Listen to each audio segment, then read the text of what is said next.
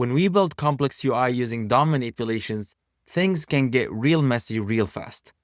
Feature 2 can still be manageable, but as you add more features, you'll find yourself touching code in 4 or 5 different places all at once, and you'll see that in this video. For us to really appreciate what React brings to the table, let's build this mini task application, and in the following videos, we're gonna go ahead and rebuild it again using React, just so we can see the difference between the two. So let's start by looking at the starter files that we have to start with. Here I have in my HTML file a span of an ID status. This will show how many tasks are being displayed. We also have an add button, a filter button, and a clear button. All of them are wrapped in a toolbar div. And then finally, we have an unnumbered list with the ID of list that will basically contain the to-do items that we have. Then at the bottom here, I have my index.js file, which I'm gonna switch over to. Here I have references to all the elements that I'm interested in my document. So that includes the list, the 3 different buttons that I have, and the status element. I also have what would be my source of truth when it comes to what are the tasks that I have, which in this case is basically an array of objects. Each one of those objects has an ID, a title, and a property that signifies whether that task has been done or not. We have a property that will capture whether we have the done only filter toggled on or not. We have another variable for the next ID. This basically will carry the number of whatever the next available ID to be used. Then we have a function called render. This is what actually renders my document here or my page. And then we have an event listener on my filter button, an event listener on the clear button, and an event listener on the add button. And let's go ahead and review those one by one. So if I look at my render function here, basically what it does is that it iterates over my tasks list. And for each task, it creates a list item element.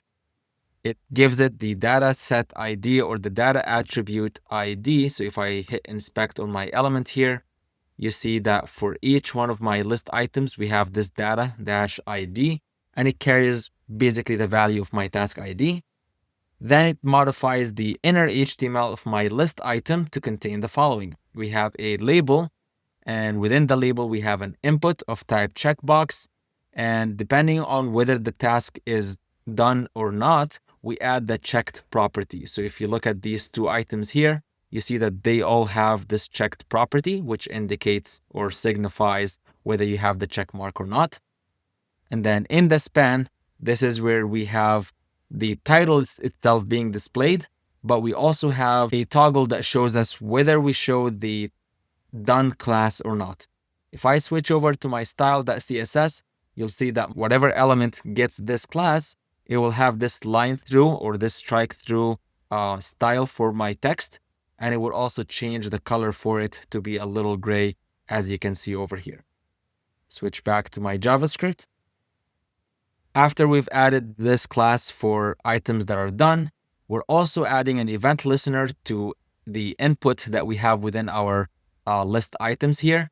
Basically saying whenever this value changes, whenever I check it or uncheck it, we want you to toggle this event listener here, which all it does here is that it updates the value of the done property to match whatever the target element checked property is. So if it is checked, then that means that that task is done, and it updates it in my list of tasks up here. Then after that, because we also want to make sure that our UI stays in sync with our data, we want to update the class name of our span such that if the task was done, then we want to add the done class to it. Otherwise, we want to keep the class name to be blank.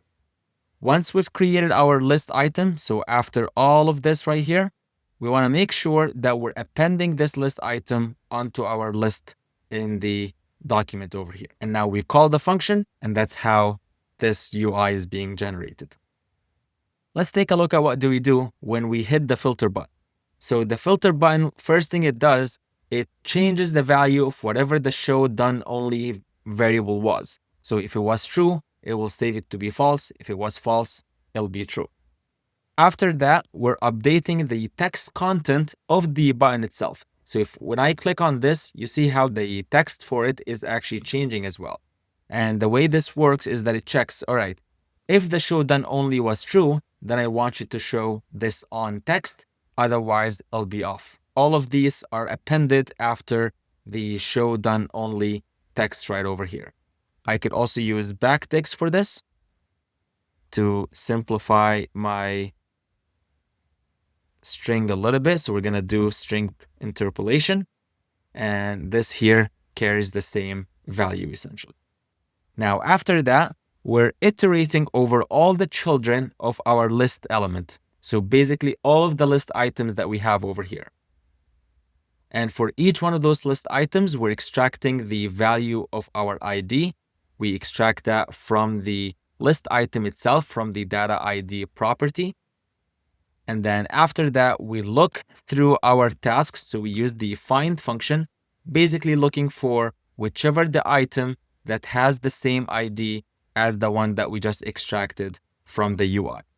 Once we find it, then we come over here and we check, should we be able to show this or not? And basically that is being driven by whether this value is going to be true or not. So if show done only was true, then we only want to show the stuff that are done. Otherwise, we're going to change our filter so it basically allows everything, and everything is going to be true in that case.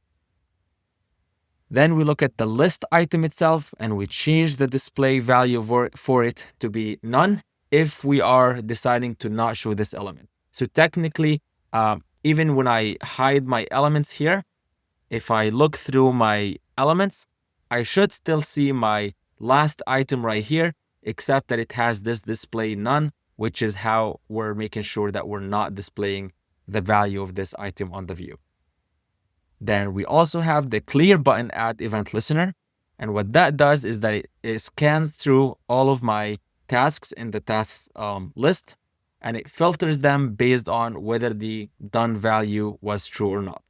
After that, we're extracting only the ID out of this. And here's how we have a list of only the completed IDs. Then we're updating our tasks itself to be whatever it is after we are filtering the elements that have been completed. So we filter out everything that has been completed, and now we get a fresh copy of the tasks, and that's what we save onto our tasks variable here. Then we're looping over all of the completed IDs, and we're making sure that if they still exist somewhere on the UI, that we are removing them. So we're looking through all the list items that has the data ID that matches this value. If we do find it, then we go ahead and remove it. And then finally, we have our add event listener. What it does right here is that when you click the add button, it will prompt the user with a box in which they will provide the new task. Whatever they provide will be stored in this title. If it's empty, we do nothing. However, if it does have a value, then we create a new task object that carries whatever the ID of the next available ID. It carries the title of whatever the user has provided. And finally, obviously, because it was just added, the done value here would be false. And then we append it or push it into our task list here. Now let's see what that does on the UI. If I refresh my view, if I click on show done only, you notice how the view is being updated. If I hit clear completed, we remove all the items here. And if I hit the add button, I can type in some task. And if I hit OK, technically behind the scene, it did store it in my task array, except that we're not really showing it on the UI just yet.